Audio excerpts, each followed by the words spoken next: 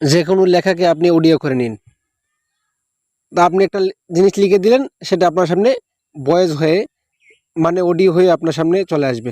তার জন্য আপনি কি করবেন, চলে যাবেন টেলিগ্রাম অ্যাপে। টেলিগ্রাম অ্যাপে আসার পরে উপরে দেখতে পাচ্ছেন যে সার্চ বার, এখানে আপনি সার্চ করবেন text to speech, SPEECH speech. Then এখানে আপনি দেখেন তিনটা সাজেস্ট করতেছে আপনাকে, আপনি উপরেটা নেবেন টেক্সট টু স্পিচ বট। তারপর এখানে রিস্টার্ট, দেন এখানে আপনি যদি লিখে দেন হাউ